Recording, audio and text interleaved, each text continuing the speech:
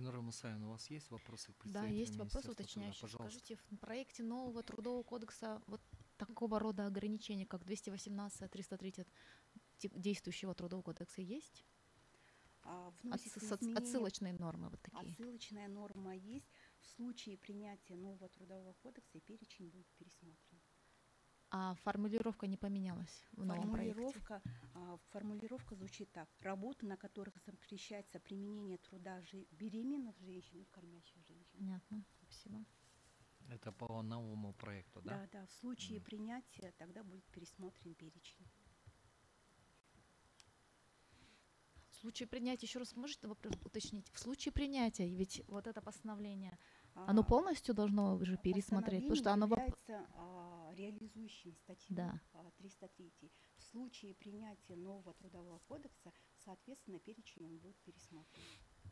И вот эти формулировка именно с акцентом на кормящие и беременные, да, да. То есть не то, что сейчас постановление, да? Да, да, в случае принятия.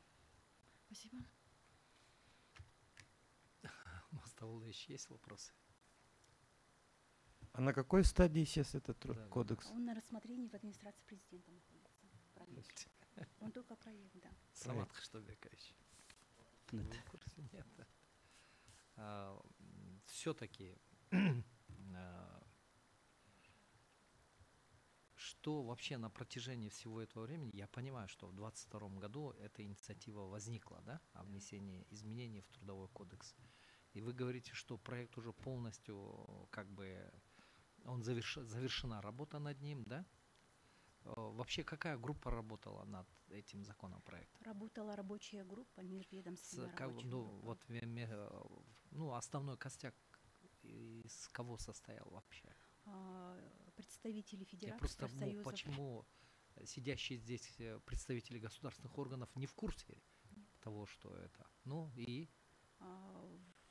В состав рабочих групп вошли представители государственных органов, Федерации профсоюзов Кыргызстана, Международной организации труда и объединения работодателей.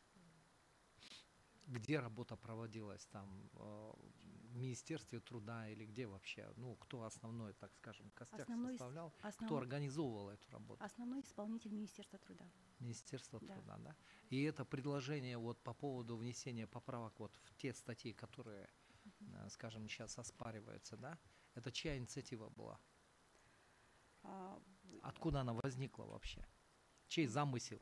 Были обращения граждан Международной организации труда. Международная организация? Да.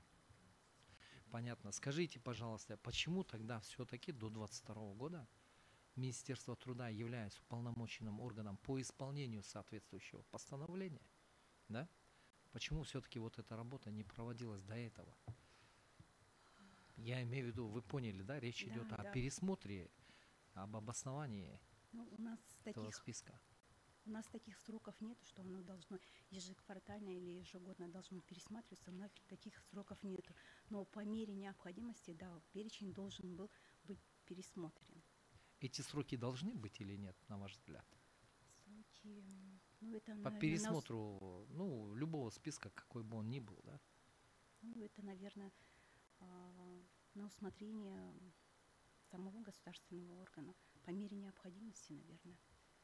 У нас конкретных сроков таких нет.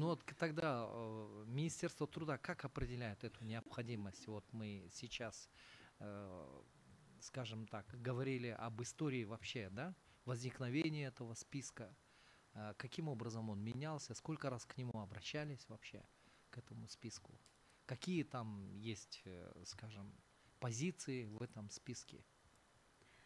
В этом направлении работа, она велась, просто она немножко затруднялась. Как она велась? Вот, смотрите, да, сегодня говорили о том, что каждая профессия, которая включается в этот список, оно должно быть научно-практически обоснованно, да? Самые основные высказывания были именно в этой части, да? Она должна соответствовать сегодняшним реалиям. Вот две вещи, которые можно вот сформулировать из высказываний участников судебного процесса. Ну, я не могу сказать, что в этом, в этом Не, вы направлении. говорите, работа проводилась. Вот, ну, скажите, там, в Академию наук обращались, да, там, или еще что-то, какие-то исследования делали. Ну, вот на основе чего, вот, скажем, вообще люди принимают решение о том, что настало время пересмотреть данный Ну, список. здесь ведется в основном совместно с Министерством здравоохранения, потому что должны быть научно обосновано все это. Но эта работа велась, да? Эта работа, она проводилась, есть. Но я не могу сказать, что со стороны Министерства труда ничего не делалось. Нет, она делалась. Просто были какие-то внутренние какие-то вопросы, и эти были.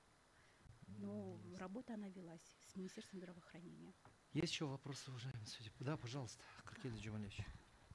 Уважаемая Василий Дюшенбековна, скажите, пожалуйста, вот вы представляете уполномоченный орган соответствующий, правильно? И, в принципе, все вопросы, по большому счету, сегодня должны быть адресованы именно к вам. Действительно, вопросы прозвучали, но я хотел бы уточнить следующее. Судя по тому, как вы сказали, акцент сделан на то, что разработан законопроект, который еще практически, получается, ни в Джохор-Кеңеш, ни в администрации президента не знают, еще где-то непонятно, где он находится еще, возможно, скорее всего. Вот, и вы как бы склоняетесь к тому, что, судя по вашему мнению, что, в принципе, вот эта норма оспариваемая, она как бы противоречит, получается, да, по вашему мнению, по вашей позиции. Ну, это хотел бы ваше мнение знать, насколько сегодня в итоге, да, вы считаете эти нормы соответствуют требованиям Конституции или нет? Нет, вот Нет, как, они на ваш взгляд? соответствуют Как? требованиям. Соответствуют Соответствует, да? Да. И в то же время вы считаете, что вот этот... Нет, мы считаем, что полностью запретить нельзя. Мы оставляем вот беременных, Нет, речь кормящих идет женщин.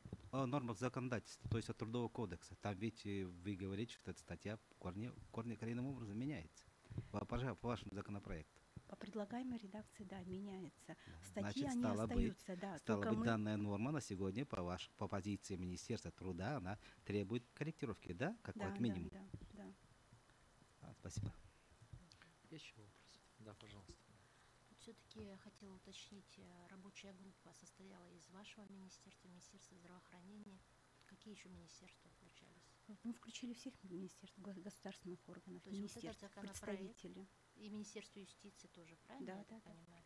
И этот законопроект уже согласование прошел, и, как вы говорите, На находится сегодняшний день он в находится в администрации президента, на администрации. рассмотрении, да. То есть все согласовано, да, С госорганами, Да. да. А вы можете этот законопроект нам предоставить сейчас? Ну, оно находится в администрации президента. Хорошо. Да, пожалуйста. Скажите, пожалуйста, вот вы тоже являетесь контролирующим органом условий безопасности труда, да? Это все еще входит в вашу компетенцию этого министерства? Контроль, да. Контрольная, Да. вы При же являетесь, министерстве. да? При министерстве Ага. есть служба. Вот момент, опять-таки, безопасности условий труда. И второй момент. В 2019 году вы утвердили общий республиканский классификатор занятий, да? Да. Вот вы там, в принципе, описываете все возможные должности, да, которые могут возникать. Есть какая-то методология? Я так понимаю, с 2019 года вы описываете с учетом условий, да, которые должны быть предоставлены для работы в каждом занятии, в каждой должности. Да? Есть какая-то методология, чтобы эти вещи определять? Методологии можно я уточню, А пожалуйста? вы не в курсе этих вещей, да? То есть я к тому, что, может быть, тот перечень, который сейчас есть, мы говорим о его пересмотре, а может быть, есть еще какие-то новые занятия появились, которые, может быть, даже надо включить в этот перечень. Вопросы сегодня, опять-таки, открытые, да, с учетом, если мы хотим каких-то реалий пересмотреть этот список. Спасибо. Нету больше вопросов. Присаживайтесь.